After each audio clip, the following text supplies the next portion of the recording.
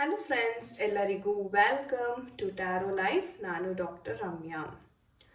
So friends, ಇವತ್ತಿನ ಒಂದು ವಿಡಿಯೋದಲ್ಲಿ ಕರೆಂಟ್ ಫೀಲಿಂಗ್ಸ್ ಬಗ್ಗೆ ವಿಡಿಯೋವನ್ನು ಮಾಡ್ತಾರೆ. ಸೊ ತುಂಬ ಜನ ಕೇಳ್ತಾ ಇದ್ರಿ ಮೇಡಮ್ ಕರೆಂಟ್ ಫೀಲಿಂಗ್ಸ್ ಬಗ್ಗೆ ಮಾಡಿ ಅಂತ.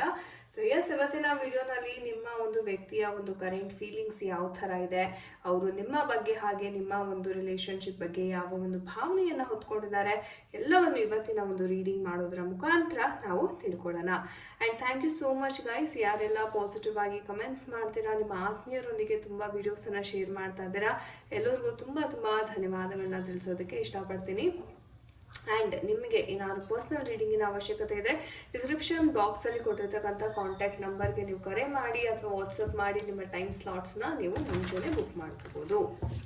ಸೊ ಬನ್ನಿ ಕ್ವಿಕ್ ಆಗಿ ವಿಡಿಯೋವನ್ನು ಶುರು ಮಾಡೋಣ. ಸೊ ನಿಮ್ಮ ಒಂದು ಪರ್ಸನ್ ಯಾರಿದ್ದಾರೆ, ಫಸ್ಟು ಮೈಂಡನ್ನು ಕಾಮ್ ಮಾಡ್ಕೊಳ್ಳಿ, ದೀರ್ಘ ಉಸಿರನ್ನಾಡಿ ಮೈಂಡನ್ನು ಕಾಮ್ ಮಾಡ್ಕೋತಾ ನಿಮ್ಮ ಪರ್ಸನ್ ಯಾರಿದ್ದಾರೆ ಅವರ ಒಂದು ಹೆಸರು ಅಥವಾ ಅವರ ಒಂದು ಭಾವಚಿತ್ರ ಏನಾದರೂ ಆ ಪರ್ಸನ್ನ ವಿಜುವಲೈಸ್ ಮಾಡ್ಕೊಳ್ಳಿ. ಮೈಂಡಲ್ಲೇ ವಿಜುವಲೈಸ್ ದಟ್ ಪರ್ಸನ್ ಆ್ಯಂಡ್ ಅವರ ಎನರ್ಜೀಸ್ ಯಾವ ಥರ ಇದೆ, ಅವರ ಒಂದು ಕರೆಂಟ್ ಫೀಲಿಂಗ್ಸ್ ನಿಮ್ಮ ಬಗ್ಗೆ ಯಾವ ಥರ ಇದೆ ನೋಡೋಣ. ಯೂನಿವರ್ಸ್ ಡಿಯರ್ ಏಂಜಲ್ಸ್ ದಯವಿಟ್ಟು ಗೈಡ್ ಮಾಡಿ ನಿಮ್ಮ ವೀಕ್ಷಕರಿಗೆ ಅವರ ಒಂದು ಕರೆಂಟ್ ಫೀಲಿಂಗ್ಸ್ ಯಾವ ಥರ ಇದೆ, ಒಂದು ವ್ಯಕ್ತಿಯ ಕರೆಂಟ್ ಫೀಲಿಂಗ್ಸ್ ಯಾವ ಥರ ಇದೆ ನೋಡೋಣ. ಓಕೆ,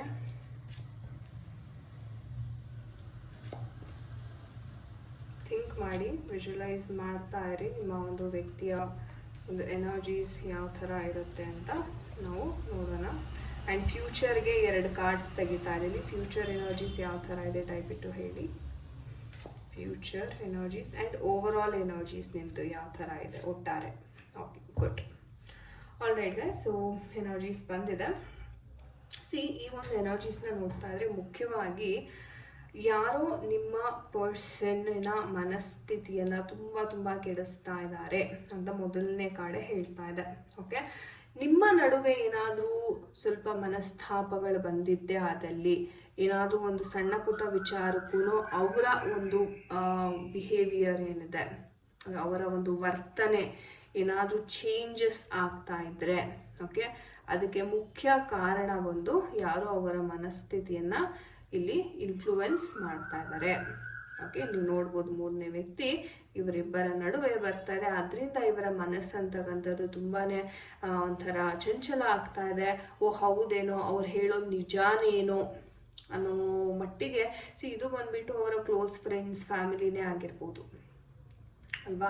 ಯಾಕಂತಂದರೆ ನಮ್ಮ ಹತ್ರದವರೇ ನಮಗೆ ಇನ್ಫ್ಲೂಯೆನ್ಸ್ ಮಾಡೋದು ಜಾಸ್ತಿ. ಯಾಕಂದರೆ ಅವ್ರಿಗೆ ನಮ್ಮ ಬಗ್ಗೆ ಎಲ್ಲ ವಿಚಾರ ಗೊತ್ತಿರುತ್ತೆ, ಅಥವಾ ನಾವೇ ಹೇಳಿಬಿಟ್ಟಿರ್ತೀವಿ ನನಗೆ ಈ ಥರ ಇದೆ ಈ ಥರ ಅಂತ. ಸೊ ಅವ್ರು ಏನು ಮಾಡ್ತಾರೆ, ಪ್ರತಿ ಸಲ ಆ ಟಾಪಿಕ್ ಬಂದಾಗೆಲ್ಲ ನಿಮ್ಮ ಮೈಂಡ್ ಇನ್ಫ್ಲೂಯೆನ್ಸ್ ಮಾಡೋದು, ನಿಮ್ಮ ಪರ್ಸನ್ ಮೈಂಡನ್ನು ಇನ್ಫ್ಲೂಯೆನ್ಸ್ ಮಾಡ್ತಕ್ಕಂಥದ್ದು. ಸೊ ಈ ಥರ ತುಂಬ ನಡೀತಾ ಇರುತ್ತೆ, ರೈಟ್. ಸೊ ಆ ಒಂದು ಕಾರಣದಿಂದ ನಿಮ್ಮ ನಡುವೆ ಒಂದು ಸ್ವಲ್ಪ ಹೇಳಬೇಕು ಅಂದರೆ ಕಮ್ಯುನಿಕೇಷನ್ ಅಂತಕ್ಕಂಥದ್ದು ಬಹಳ ಕಮ್ಮಿ ಆಗ್ತಾ ಇದೆ. ಆ್ಯಂಡ್ ಏನೇ ಒಂದು ಮಾತಾಡಬೇಕು, ಏನೇ ಒಂದು ಪರಿಸ್ಥಿತಿನ ಸ್ವಲ್ಪ ನಿಯಂತ್ರಣಕ್ಕೆ ತರೋಣ ಅಂತ ನೀವು ಎಷ್ಟೇ ಪ್ರಯತ್ನ ಪಟ್ರೂ ಒಂದು ರೀತಿ ಅದು ನೆಗೆಟಿವ್ ಆಗೇನೆ ಇಂಪ್ಯಾಕ್ಟ್ ಆಗ್ತಾ ಇದೆ, ಸಕ್ಸಸ್ಫುಲ್ ಆಗ್ತಿಲ್ಲ. ಆ್ಯಂಡ್ ನಿಮ್ಮ ಪರ್ಸನ್ ಹೇಳಬೇಕು ಅಂತಂದರೆ ಆ್ಯಕ್ಷನ್ ತೊಗೊಳಕ್ಕೆ ರೆಡಿ ಇಲ್ಲ. ಅವ್ರಿಗೆ ಗೊತ್ತು ಈ ಥರ ತಪ್ಪು ನಡೀತಾ ಇದೆ, ಈ ಕಾರಣದಿಂದನೇ ನಮ್ಮಿಬ್ಬರ ನಡುವೆ ಈ ಥರ ಮನಸ್ತಾಪಗಳು ಬರ್ತಾ ಇದೆ, ಎಲ್ಲ ಗೊತ್ತಿದ್ರೂ ಈ ಒಂದು ಪರ್ಸನ್ನು ಆ್ಯಕ್ಷನ್ ತೊಗೊಳಕ್ಕೆ ರೆಡಿ ಇಲ್ಲ. ಅಯ್ಯೋ ಇಲ್ಲಿ ಬಿಡು ನೋಡ್ಕೊಳ್ಳೋಣ ಏನಾಗುತ್ತೆ, ಏನು ಮಾಡಿಬಿಡ್ತಾರೆ. ಸೊ ಈ ಥರ ಒಂದು. ಬಟ್ ಏನು ಗೊತ್ತಾ, ಆ ಥರ ಬಿಟ್ಟುನೇ ಅವ್ರಿಗೆ ಇಷ್ಟರ ಮಟ್ಟಿಗೆ ಇನ್ಫ್ಲೂಯೆನ್ಸ್ ಆಗಿರ್ತಕ್ಕಂಥದ್ದು. ಯಾವತ್ತೂ ಆಗಲಿ ಪ್ರಾಬ್ಲಮ್ಸ್ ಏನೇ ಇದ್ರೂ ಸ್ಟಾರ್ಟಿಂಗಲ್ಲೇ ಆ ಒಂದು ಪ್ರಾಬ್ಲಮ್ಸ್ ಏನು ಬರ್ತಾರೆ, ಡೌಟ್ಸ್ ಏನಾದ್ರು ಬರ್ತಾರೆ, ಅದನ್ನು ಕ್ಲಾರಿಫೈ ಮಾಡ್ಕೋಬೇಕು. ಯಾವಾಗ ನಾವು ಅದನ್ನು ಕ್ಲಾರಿಫೈ ಮಾಡ್ಕೊಳ್ದೆ ಹಾಗೆ ಬಿಟ್ಬಿಡ್ತೀವಿ, ಅದು ಒಂದು ದೊಡ್ಡ ಕಲ್ಬಂಡೆಯಾಗಿ ನಮ್ಮ ಮುಂದೆ ಬಂದು ನಿಂತ್ಕೊಂಡ್ಬಿಡುತ್ತೆ. ಸೊ ಆ ತಪ್ಪನ್ನ ಈ ಒಂದು ನಿಮ್ಮ ಪರ್ಸನ್ ಮಾಡ್ತಾ ಇದ್ದಾರೆ ಅಂತ ಹೇಳ್ಬೋದು. ಆ್ಯಂಡ್ ನ್ಯಾಯದೇವತೆ ಬಂದಿದ್ದಾರೆ. ಸೊ ನ್ಯಾಯದೇವತೆ ಬಂದಿರೋದ್ರಿಂದ ಏನೇ ನಿಮಗೆ ಅನ್ಯಾಯ ಆದ್ರೂ ಒಂದು ನ್ಯಾಯವನ್ನು ಒದಗಿಸ್ಕೊಡೋ ಅಂತಕ್ಕಂಥ ಪ್ರಯತ್ನ ಅಂತೂ ಖಂಡಿತವಾಗ್ಲೂ ನಡೆಯುತ್ತೆ. ಓಕೆ, ಆ್ಯಂಡ್ ಇನ್ನೊಂದು ಮುಖ್ಯವಾದ ವಿಚಾರ ಏನಪ್ಪ ಅಂತಂದರೆ ಸದ್ಯದ ಪರಿಸ್ಥಿತಿನಲ್ಲಿ ನಾನು ಹೇಳಿದೆ ಇವ್ರಿಗೆ ಫ್ರೆಂಡ್ಸ್ ಇನ್ಫ್ಲೂಯೆನ್ಸ್ ತುಂಬ ಇದೆ ಅಂತ. ಸೊ ಸದ್ಯಕ್ಕಂತೂ ಇವ್ರು ಕುತ್ಕೊಂಡ್ಬಿಟ್ಟಿದ್ದಾರೆ, ಯಾವ ದಾರಿನ ನಾನು ಚೂಸ್ ಮಾಡಬೇಕು, ಏನು ಮಾಡಿದ್ರೆ ಇವರಲ್ಲಿ ಸ್ವಂತ ಬುದ್ಧಿ ಇದೆ, ಬುದ್ಧಿಶಕ್ತಿನೂ ಇದೆ. ಈ ಪರ್ಸನ್ಗೆ ನಿರ್ಧಾರ ತಗೋಬೇಕು, ಎಲ್ಲವೂ ಸರಿ ಮಾಡಬೇಕು ಅನ್ನೋ ಎಲ್ಲ ರೀತಿಯ ಒಂದು ಅವೇರ್ನೆಸ್ ಇದೆ, ಬುದ್ಧಿ ಇದೆ. ಆದ್ರೂ ಕೆಲವೊಬ್ರು ಹೇಳೋವಂತಹ ಒಂದು ವಿಚಾರವನ್ನ ಇವರು ಮೈಂಡ್ಗೆ ಹಾಕೊಂಡ್ಬಿಟ್ಟು ಅವ್ರು ಹೇಳಿರೋದು ನಿಜಾನ, ನಾನು ಅಂದ್ಕೊಂಡಿರೋದು ನಿಜಾನ, ಸೊ ಈ ಎರಡರ ಮಧ್ಯೆ ಸಿಕ್ಕಾಕೊಂಡ್ಬಿಡ್ತಾರೆ. ಸೊ ಆ ಒಂದು ಪರಿಸ್ಥಿತಿನಲ್ಲಿ ನಿಮ್ಮ ಪರ್ಸನ್ ಇದ್ದಾರೆ ಅಂತ ಹೇಳಬಹುದು. ಆ್ಯಂಡ್ ಇನ್ನೊಂದೇನಪ್ಪ ಅಂತಂದ್ರೆ, ಸುಮಾರು ವಿಚಾರಗಳಲ್ಲಿ ನಿಮ್ಮ ಪರ್ಸನ್ ಫೈಟ್ ಮಾಡ್ತಾ ಇದ್ದಾರೆ. ಓಕೆ, ಇದು ಬಂದ್ಬಿಟ್ಟು ಅವರ ಒಂದು ಕೆಲಸದ ವಿಚಾರ ಆಗಿರ್ಬೋದು, ಅಥವಾ ಅವರ ಒಂದು ಮಾನಸಿಕ ಒಂದು ಪರಿಸ್ಥಿತಿ ಈ ತರ ಇದೆ. ಅಂದ್ರೆ ಎಷ್ಟೋ ಚಾಲೆಂಜಸ್ ಇದೆ, ಎಷ್ಟೋ ಜನ ಇವರ ವಿರುದ್ಧ ನಿಂತಿದ್ರು ಇಲ್ಲ ನಾನು ಸರಿ, ನನ್ನ ಒಂದು ಮನಸ್ಸನ್ನ ನಾನು ನಂಬ್ತೀನಿ ಅನ್ನೋ ಒಂದು ಕಾನ್ಫಿಡೆನ್ಸ್ ಇಂದ ಹೋರಾಟವನ್ನ ಮಾಡ್ತಿದ್ದಾರೆ. ಯಾರೇ ಅಡ್ಡಿ ಬಂದ್ರು ಇವ್ರಿಗೆ ಇಲ್ಲ ನಾನು ಎಲ್ಲರಿಗೂ ಪಾಠ ಕಲಿಸ್ತೀನಿ, ನಾನೇನು ಅಂತ ತೋರಿಸ್ತೀನಿ ಅನ್ನೋ ಒಂದು ಛಲ ಅಂತಕ್ಕಂಥದ್ದು ಇವರಲ್ಲಿದೆ. ಎರಡನ್ನೂ ಎದುರಾಕೊಂಡಾದ್ರೂ ಸರಿ ನಿಮ್ಮ ಹತ್ರ ಬರ್ತಾರೆ ಈ ಒಂದು ಪರ್ಸನ್. ಓಕೆ, ಆ್ಯಂಡ್ ಎಸ್, ನಿಮ್ಮ ಪರ್ಸನ್ ತುಂಬ ಕೊರಗ್ತಾ ಇದ್ದಾರೆ ಹೇಳಬೇಕು ಅಂತಂದರೆ. ನೀವು ಅಂದ್ಕೋತೀರಾ ಓಕೆ ನನ್ನ ಜೊತೆ ಮಾತುಕತೆ ಮಾಡ್ತಿಲ್ಲ, ಆರಾಮಾಗಿ ಬೇರೆಯವ್ರ ಜೊತೆ ಇದ್ದಾರೇನೋ ಅಂತ ನೀವು ಅಂದ್ಕೊಂಡಿರ್ತೀರಾ. ಆದರೆ ಈ ಒಂದು ವ್ಯಕ್ತಿಯ ಪರಿಸ್ಥಿತಿಯನ್ನು ನೀವು ನೋಡ್ಬೋದಾಗಿದೆ. ತುಂಬ ಚಿಂತೆ ಮಾಡ್ತಾ ಇದ್ದಾರೆ, ಸಾಕಷ್ಟು ಪ್ರಾಬ್ಲಮ್ಸ್ ಇದೆ. ಆ್ಯಕ್ಚುಲಿ 9 ಕಾರ್ಡ್ ನಾನು ಅದೇ ಹೇಳಿದ್ದು, ಫ್ಯೂಚರಲ್ಲೂ ಸಹ ಅದೇ ಥರ ಪ್ರಾಬ್ಲಮ್ಸನ್ನು ಇವರು ಫೇಸ್ ಮಾಡ್ತಾ ಇದ್ದಾರೆ. ಮಾನಸಿಕವಾಗಿ ತುಂಬ ಒಂದು ಪ್ರಾಬ್ಲಮ್ಸ್ಗೆ ಇವರು ಒಳಗಾಗಿದ್ದಾರೆ ಅಂತಲೇ ಹೇಳಿದೆ ನಾನು. ಫ್ಯೂಚರ್ ಕಾರ್ಡ್ಸ್ ನೋಡುವಾಗ ಇವ್ರಿಗೆ ಏನಪ್ಪ ಅಂದರೆ, ಕೆಲವೊಂದು ನಿರ್ಧಾರವನ್ನ ಕಟ್ಟುನಿಟ್ಟಾಗಿ ತಗೋಬೇಕಾಗತ್ತೆ. ಓಕೆ, ಇವ್ರು ಏನಪ್ಪ ಅಂದರೆ, ಇವ್ರ ಮೇನ್ ಪ್ರಾಬ್ಲಮ್ಮೇ ಇವರ ಕಮ್ಯುನಿಕೇಶನ್, ಮಾತುಕತೆ. ಏನೇ ಒಂದು ಮಾತುಕತೆ ಮಾಡ್ಬೇಕಂದ್ರೂ ತುಂಬ ರೋಷದಿಂದ, ತುಂಬ ಏನೋ ಒಂದು ಆ್ಯಟಿಟ್ಯೂಡಿಂದ ಹೇಳ್ಬಿಡ್ತಾರೆ. ಆ ಥರ ಮಾಡಬಾರ್ದು. ಎಲ್ಲಿ ಯಾವ ಥರ ಯಾವ ಟೋನಲ್ಲಿ ಮಾತಾಡಬೇಕು, ಯಾರ ಜೊತೆ ಹೇಗೆ ಮಾತಾಡಬೇಕು ಅನ್ನೋ ಒಂದು ಅರಿವಿರಬೇಕು. ಈಗ ನೀವು ನಿಮ್ಮ ಮೇಲಿನ ಅಧಿಕಾರಿಗಳಿಗೆ ಹೋಗಿ ನೀವು ರಫ್ ಆಗಿ ಮಾತಾಡ್ಬಿಟ್ರೆ ಅವ್ರೇನು ಮಾಡ್ತಾರೆ, ನನ್ನ ಹತ್ರನೇ ನೀವು ಈ ಥರ ಗಾಂಚಾಲಿ ತೋರಿಸ್ತೀರಾ, ಇದೇ ಥರ ಆಟಿಟ್ಯೂಡನ್ನು ತೋರಿಸ್ತೀರಾ, ಮಾಡ್ತೀನಿ ರೀ ನಿನಗೆ ಅಂದ್ಬಿಟ್ಟು ಸರಿಯಾದ ಪೂಜೆ ಮಾಡ್ತಾರೆ ಅಲ್ವಾ.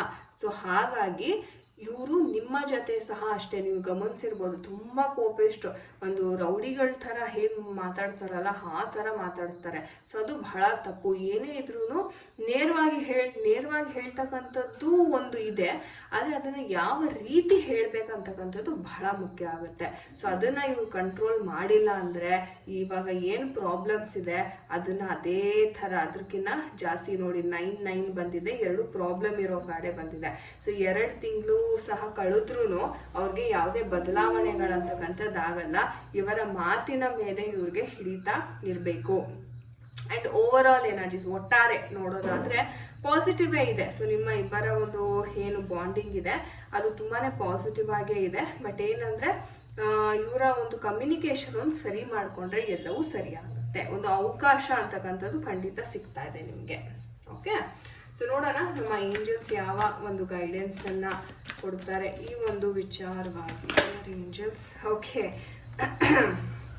ಸೊ ಪೀಸ್ಫುಲ್ ರೆಸಲ್ಯೂಷನ್ ಅಂತ ಹೇಳ್ತಾ ಇದ್ದಾರೆ.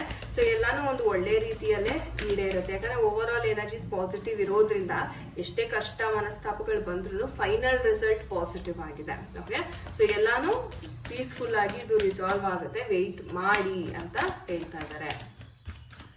ಓಕೆ, ಇನ್ನೇನಾದರೂ messages, the situation will improve. Yes, absolutely. Listen to your intuition ಅಂತ ಹೇಳ್ತಾ ಇದ್ದಾರೆ. ನಿಮ್ಮ ಮನಸ್ಸೇನು ಹೇಳುತ್ತೆ, ನಿಮ್ಮ ದೃಢ ಸಂಕಲ್ಪ ಏನಿದೆ ಅದನ್ನ ಖಂಡಿತವಾಗ್ಲೂ ನಂಬಿ. ಸಿಚುವೇಶನ್ ಏನಿದೆ ಅದು ಖಂಡಿತವಾಗ್ಲೂ ಇಂಪ್ರೂವ್ ಆಗ್ತಾ ಇದೆ. ಆ್ಯಂಡ್ ಎಲ್ಲ ಪ್ರಾಬ್ಲಮ್ಸು ನಿಮಗೆ ಆರಾಮಾಗಿ ರಿಸಾಲ್ವ್ ಆಗುತ್ತೆ. ಓಕೆ, ಏನು ಟೆನ್ಷನ್ ಮಾಡ್ಕೋಬೇಡಿ.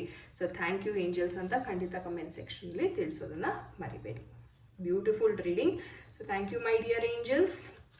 Thank you universe. Alright guys, ಇದಾಗಿತ್ತು ಇವತ್ತಿನ ಒಂದು ವಿಡಿಯೋ. ಐ ಹೋಪ್ ನಿಮಗೆ ಇಷ್ಟ ಆಗಿದೆ ಅನ್ಕೋತೀನಿ. ಯಾರ ಜೊತೆ ಎಲ್ಲ ಇದು ಕನೆಕ್ಟ್ ಆಯಿತು ಖಂಡಿತ ಕಮೆಂಟ್ ಸೆಕ್ಷನಲ್ಲಿ ತಿಳಿಸಿ. ಪರ್ಸ್ನಲ್ ರೀಡಿಂಗ್ ಬೇಕಾದವರು ಡಿಸ್ಕ್ರಿಪ್ಷನ್ ಬಾಕ್ಸಲ್ಲಿ ಕಾಂಟ್ಯಾಕ್ಟ್ ನಂಬರ್ ಇರುತ್ತೆ, ಖಂಡಿತ ಕಾಂಟ್ಯಾಕ್ಟ್ ಮಾಡಿ ಪರ್ಸ್ನಲ್ ರೀಡಿಂಗನ್ನು ಮಾಡಿಸ್ಬೋದು. ಒಳ್ಳೆಯದಾಗಲಿ. ಮತ್ತೆ ಮುಂದಿನ ಒಂದು ವಿಡಿಯೋನಲ್ಲಿ ಭೇಟಿಯಾಗೋಣ. ನಮಸ್ತೆ ಎಲ್ಲರಿಗೂ. ಹರೇ ಕೃಷ್ಣ.